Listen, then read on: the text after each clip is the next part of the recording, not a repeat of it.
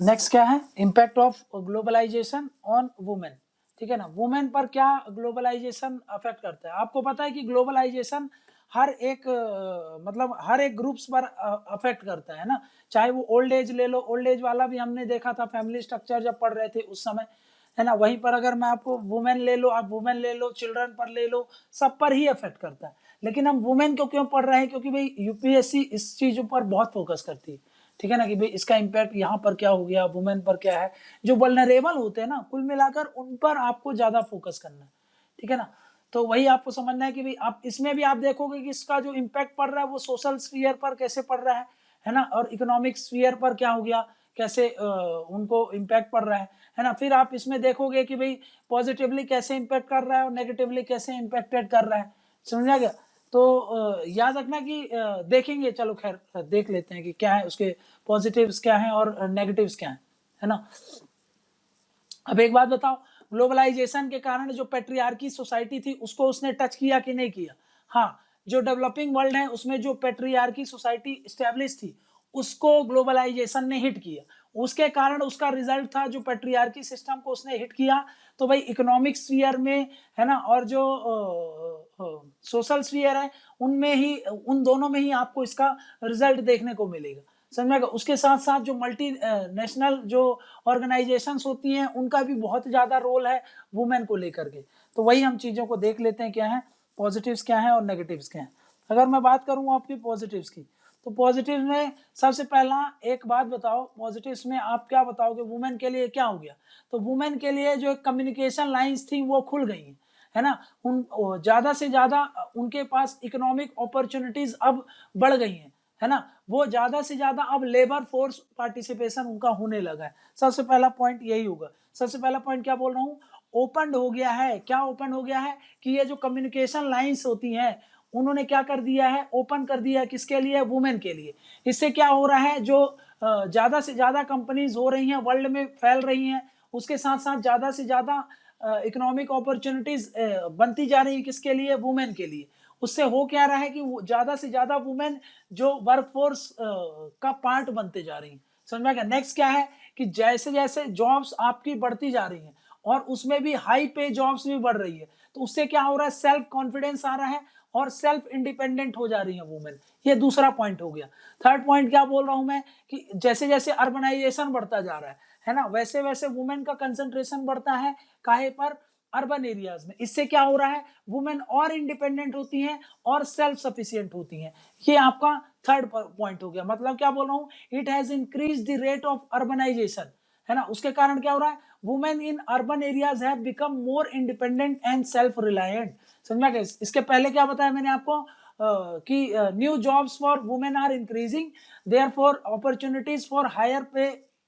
इसके अलावा फिर opportunities for higher pay which leads to self confidence and brings about the independence, है ना। ये सब आप बता सकते हो कि it brings the self independence. ये सब चीजें हम बता दिए कि हाँ भाई ये सब चीजें हो सकता है। ठीक, नेक्स्ट वही बोल रहा हूँ कि भाई जो लोअर मिडिल क्लास है वो तो ये जो फैमिली रिलेशन है इनमें ज्यादा शिफ्ट को देख रही है। कैसे, क्योंकि ट्रेडिशनली जो मिडिल क्लास फैमिली है वो कहाँ पर, वुमेन कहाँ पर स्टे करती थी, होम पर ही स्टे करती थी और डोमेस्टिक काम ही देखती थी और चिल्ड्रंस को टेक केयर करती थी। वहीं पर अभी क्या हो रहा है, most of the middle class family में क्या है कि देखो अब जो एस्पिरेशंस है बढ़ गई हैं, स्टैंडर्ड ऑफ लिविंग है बढ़ गई हैं, है ना। और वहीं पर दूसरी जगह देखो प्राइवेट स्पेसेस हैं, है ना, वो आपके लिए इमर्ज हो चुके हैं। आप क्या कर सकते हो, आपको इतनी सारी अपॉर्चुनिटीज हैं कि आप अर्न कर सकते हो, उस अर्न से आप बेटर स्टैंडर्ड ऑफ लिविंग को दे सकते हो, है ना। तो इसके कारण क्या हो रहा है, ज्यादा स्पेसेस हो गए तो मिडिल क्लास की फैमिली जो वुमेन्स हैं अब ये जो इकोनॉमिक अपॉर्चुनिटीज हैं इन पर क्या कर रही हैं, शिफ्ट कर रही हैं, क्योंकि उनको इतनी अपॉर्चुनिटीज मिली हैं तो उसका पोटेंशियल क्यों ना रियलाइज किया जाए, समझ में गया। वो जितना भी उनसे काम हो पाता है वो उससे करने में मतलब झिझकती नहीं है, ये बात आपको ध्यान में रखना है।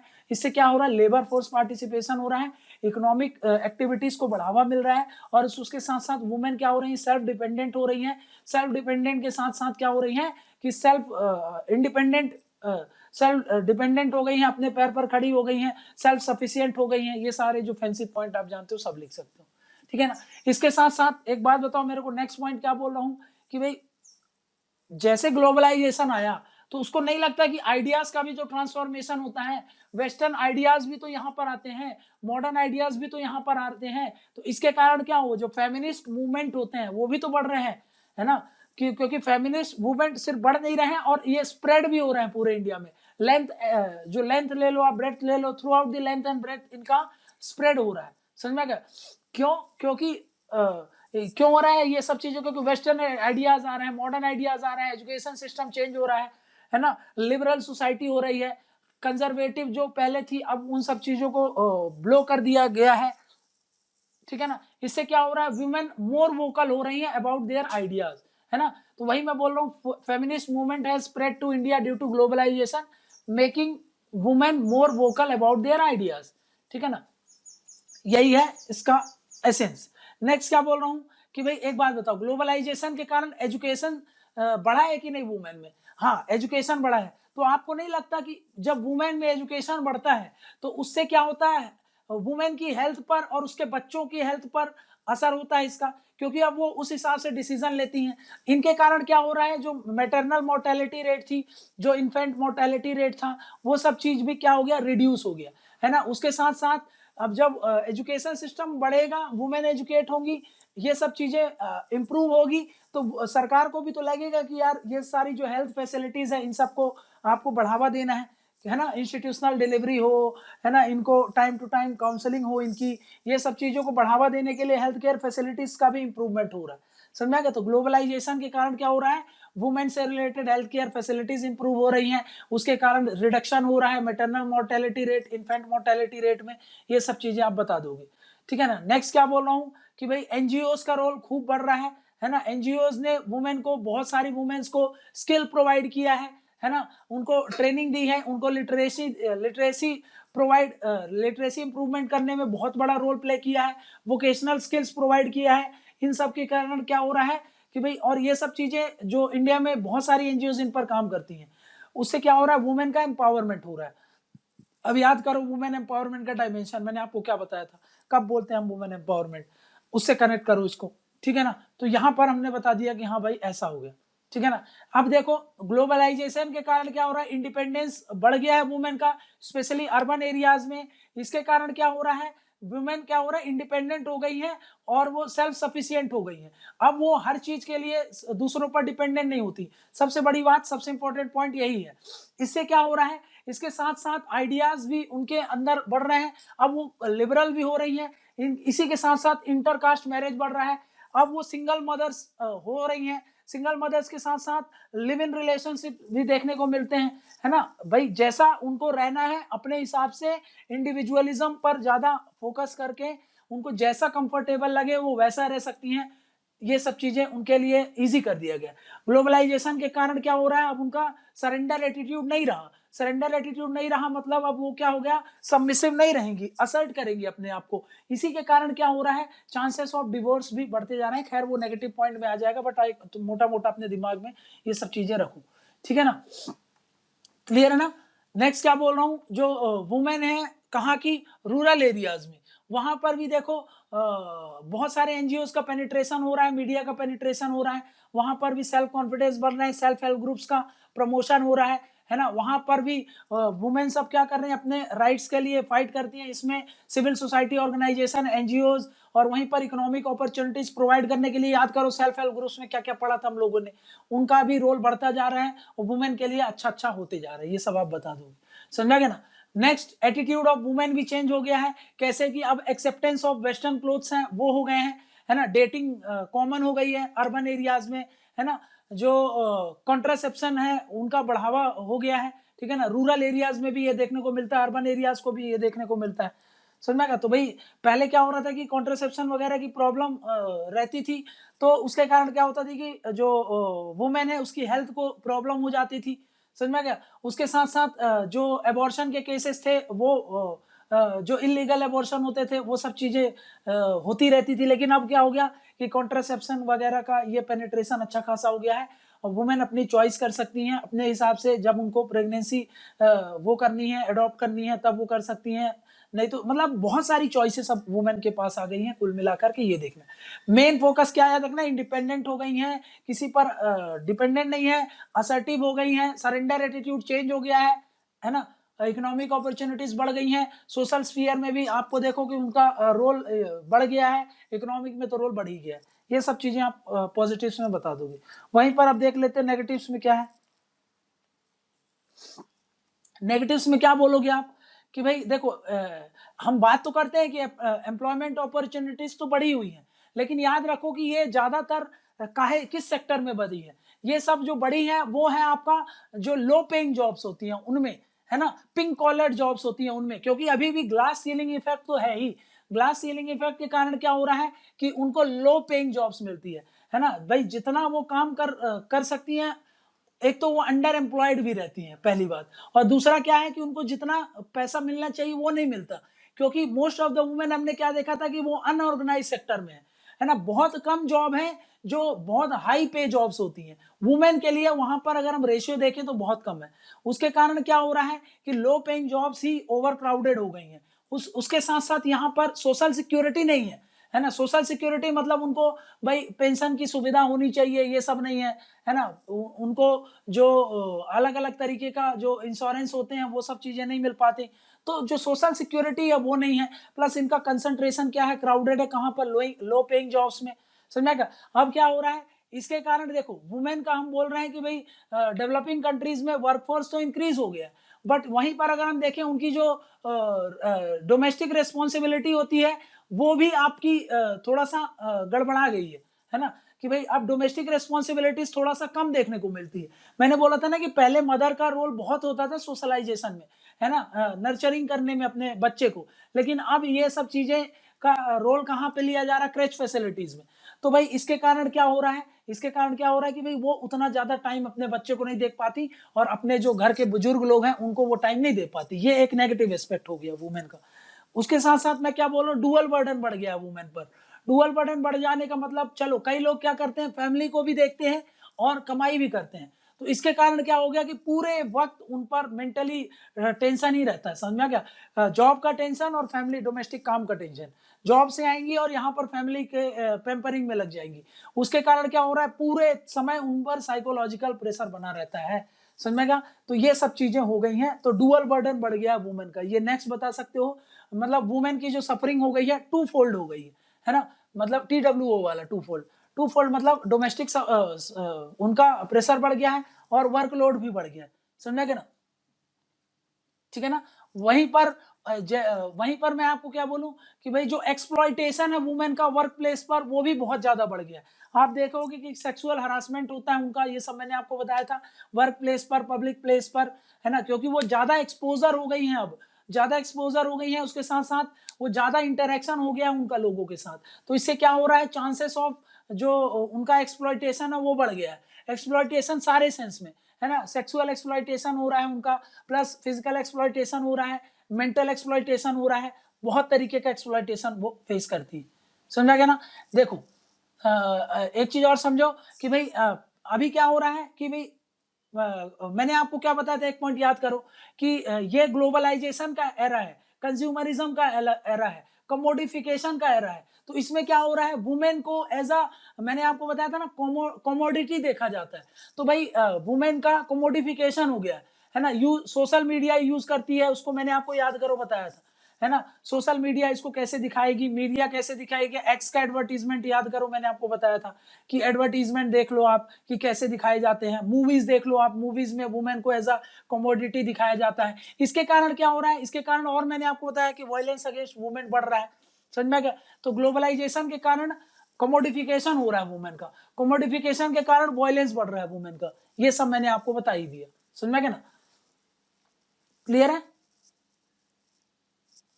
है ना। तो उससे क्या हो रहा है, वुमेन एक्सपोज हो जाती हैं आपको एक्सप्लॉइटेशन में और ऑक्यूपेशनल हजार्ड्स में, ठीक है ना। इसके साथ साथ जो प्रोस्टिट्यूशन है, अब्यूज है, डाउरी रिलेटेड सुसाइड्स हैं, ये सब चीजें आपको बहुत ज्यादा देखने को मिलती हैं। तो ये सब कुछ आप नेगेटिव्स में बता दोगे, ठीक है ना, कि भाई ये सब चीजें हो रही है, पॉजिटिव्स हमने देख ही लिया, ठीक है। तो इम्पैक्ट ऑफ हमने ग्लोबलाइजेशन काहे में देख लिया, वुमेन पर भी देख लिया, वुमेन पर देख लिया, कल्चर पर देख लिया, सोसाइटी पर देख लिया, ये सब चीजें हमने देख लिया, ठीक है ना। अब क्या देखना है आपको, अब देख लो आप, चलो इकोनॉमी पर देख लेते हैं, कि पहले स्टेट पर देख लें, पहले इकोनॉमी पर देख लेते हैं, ठीक। इम्पैक्ट ऑफ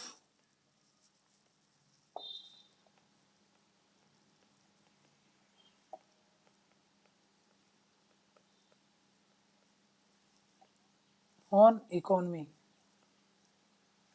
तो इकोनॉमी में क्या हो गया है भाई, देखो अब ऐसे समझो इसको, इकोनॉमी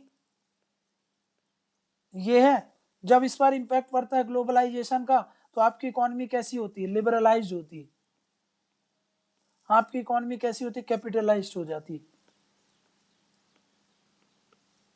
ठीक है ना, आपकी लिबरलाइज हो जाएगी, कैपिटलिस्टिक हो जाएगी।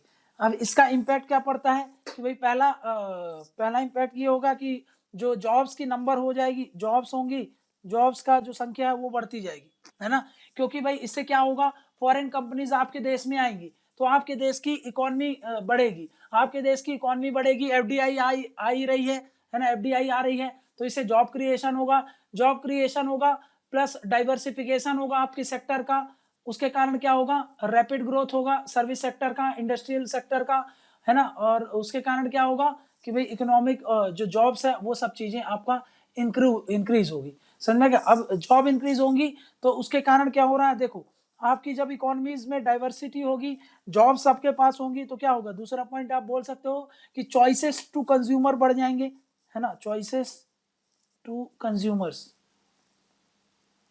ये बढ़ जाएंगे, है ना भाई, जो चॉइसेस होंगे कंज्यूमर्स के।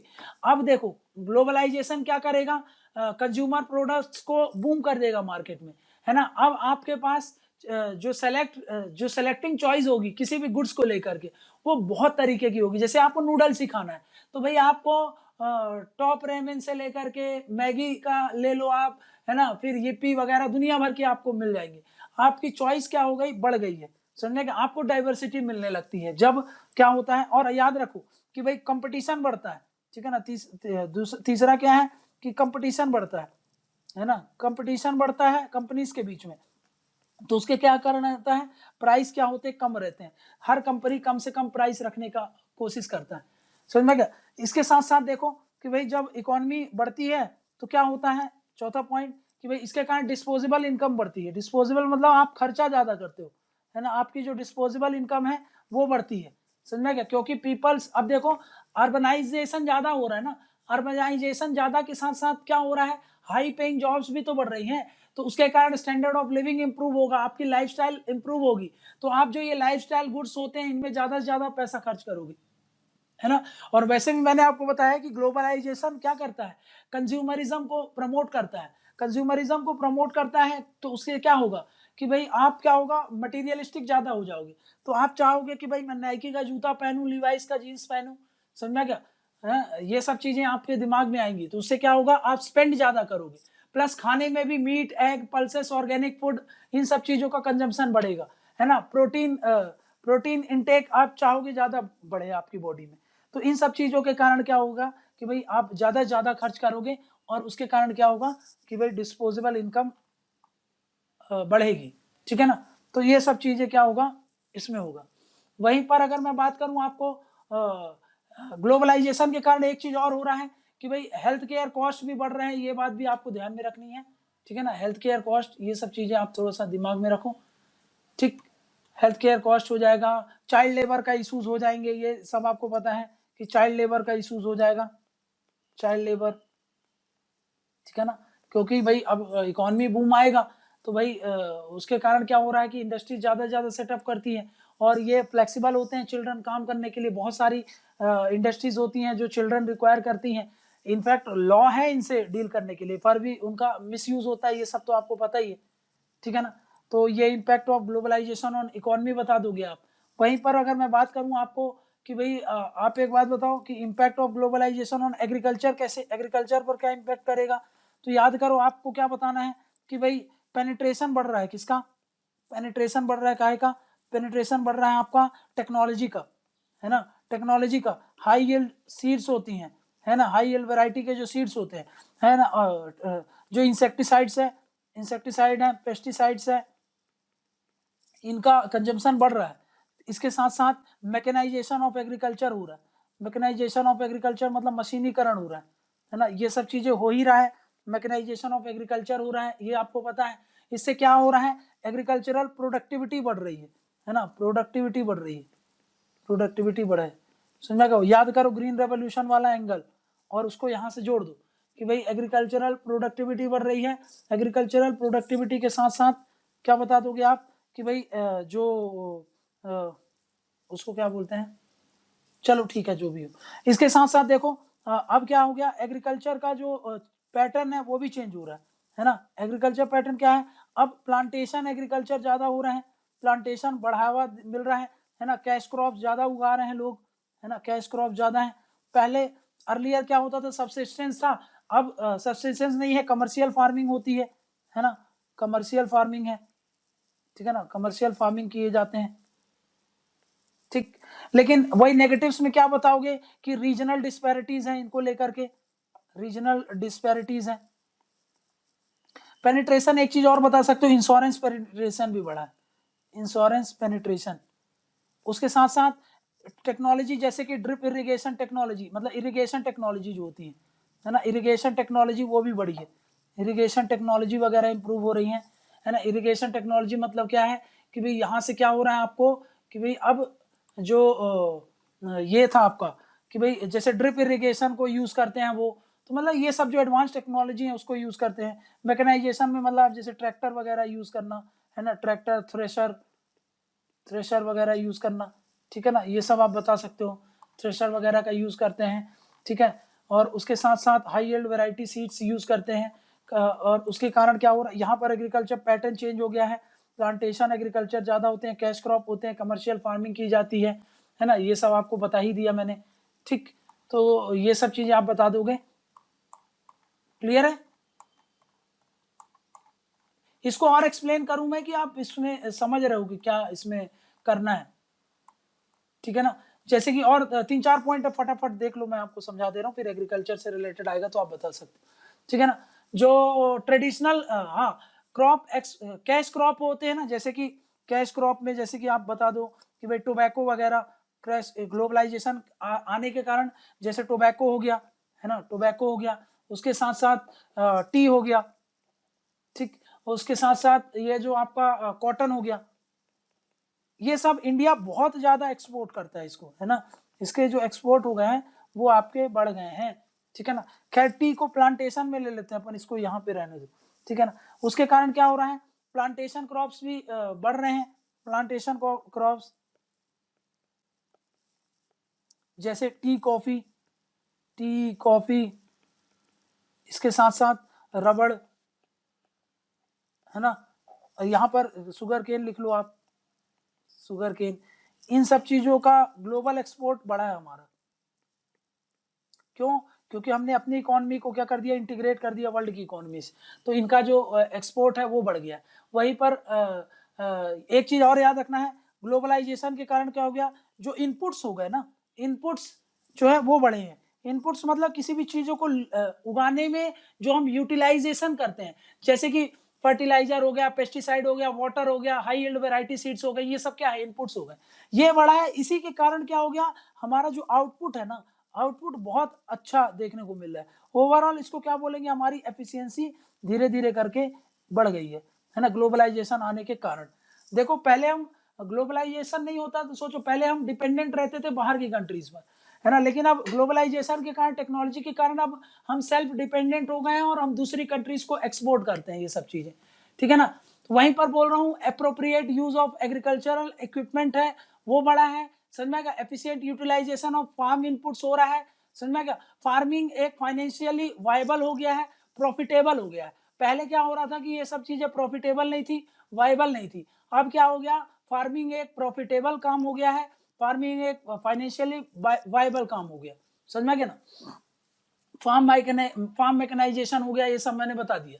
हाँ, लेकिन वो बात अलग है कि भाई ओवर रीजन अगर हम देखें, रीजनल डिस्पैरिटीज जरूर है, बट हाँ ओवरऑल अगर हम बात करें तो ये चीजें हमको देखने को मिलती है ना। वहीं पर मैं आपको बोलूँ कि जो वाटर सेविंग प्रैक्टिस है, जैसे कि ड्रिप इरिगेशन, वो सब चीजें बढ़ी है, अवेयरनेस बढ़ी है ग्लोबलाइजेशन के कारण। यहाँ पे समझो कि ग्लोबलाइजेशन के कारण जो कम्युनिकेशन है ना, कम्युनिकेशन एग्रीकल्चर को लेकर के है ना, कम्युनिकेशन मतलब क्या है, जो डिफ्यूजन ऑफ अवेयरनेस है ना, अवेयरनेस काहे को लेकर के, ये आपको क्लाइमेट को लेकर के अवेयरनेस है ना, वेदर कंडीशन को लेकर के अवेयरनेस, ये आपको टेक्नोलॉजी को लेकर के अवेयरनेस है ना, ये आपको डिसीज को लेकर के अवेयरनेस की ये वाले डिसीज स्प्रेड होगी आपके वहां पर, आप अवेयर रहिए।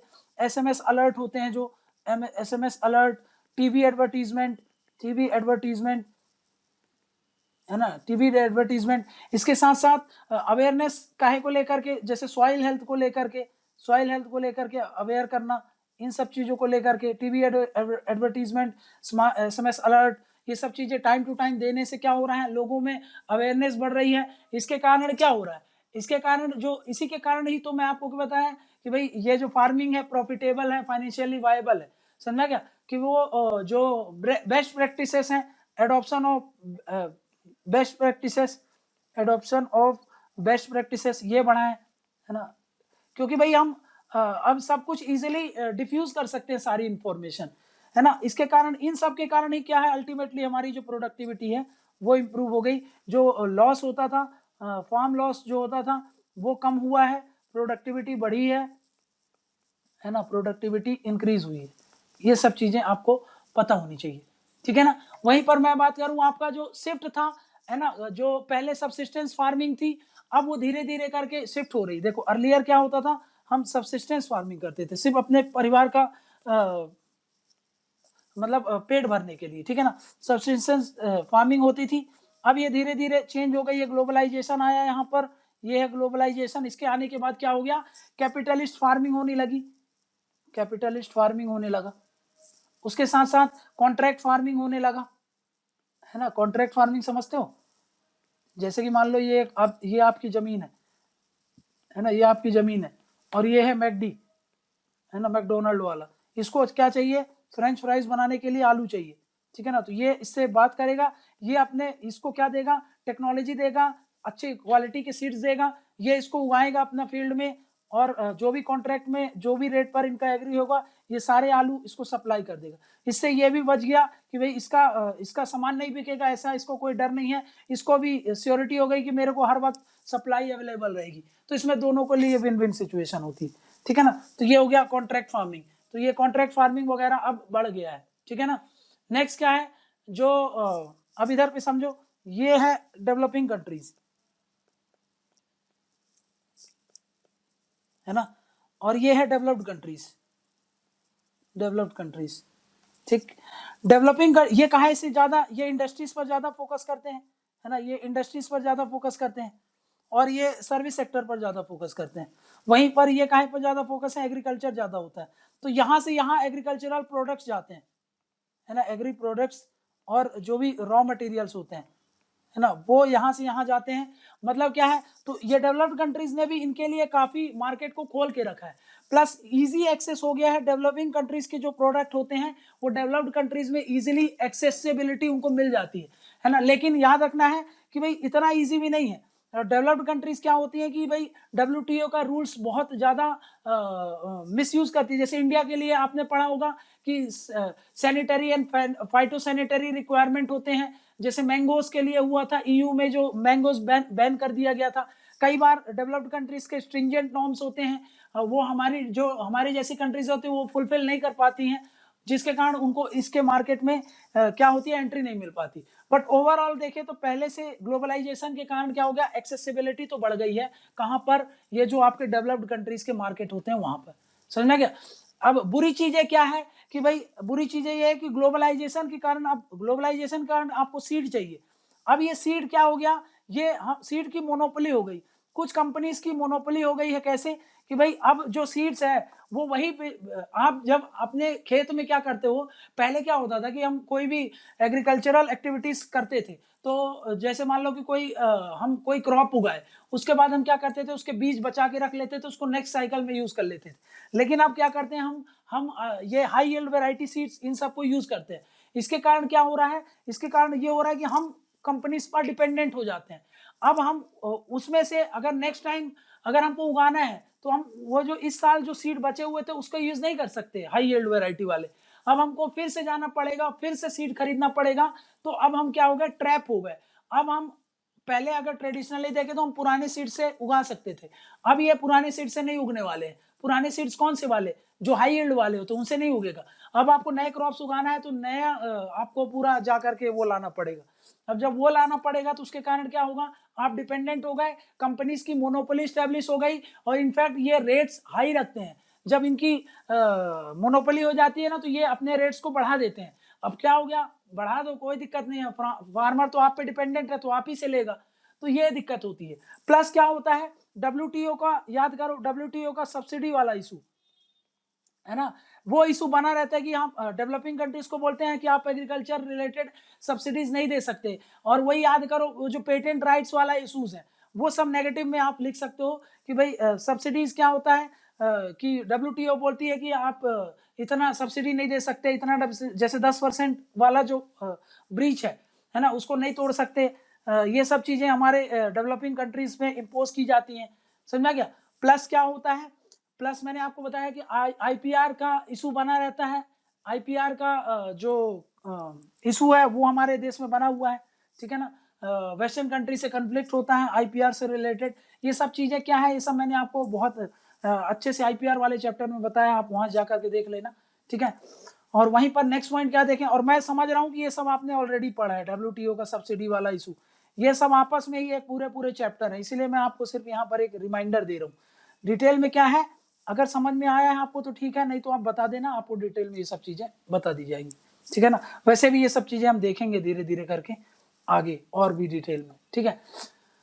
नेक्स्ट क्या बोल रहा हूं कि भाई, हाँ, अब क्या हो रहा है कि भाई इसके कारण क्या हो रहा है, जब डिपेंडेंट हो जाते हैं फार्म, और उसके कारण क्या हो रहा है, जो कॉस्ट, इनपुट कॉस्ट है वो भी तो बढ़ रहा है। आप ये देखो, अब आप क्या हो गया, डिपेंड कर रहा हो हाई वैरायटी सीड्स पर, उसके कारण क्या होगा, आपका इनपुट कॉस्ट बढ़ जाएगा। अब आपको फर्टिलाइजर चाहिए, इंसेक्टिसाइड चाहिए, पेस्टिसाइड चाहिए, इसके साथ साथ अगर आपको मैकेनाइज करना है तो आपको बड़ी बड़ी मशीन चाहिए। तो इसके कारण क्या होगा, आपको नहीं लगता कि भाई डेप्ट ट्रैप में आप फंस जाओगे।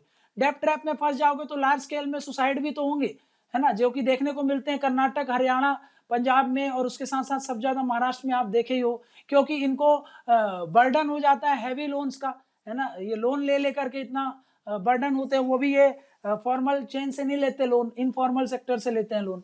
तो उसके कारण क्या हो रहा है, ये और ज्यादा डेप्ट ट्रैप में फंस जाते हैं। इसके कारण क्या हो रहा है, इसके कारण क्या होता है कि भाई सुसाइड, जो फार्मर सुसाइड है, वो वाला इशू आप बता सकते हो। नेक्स्ट क्या है, नेक्स्ट ये भी तो बोल सकते हैं कि भाई जो ट्रेडिंग ऑफ एग्रीकल्चर कमोडिटीज है वो फ्लक्चुएट होती रहती है ना। ये जो ट्रेडिंग ऑफ एग्रीकल्चर कमोडिटीज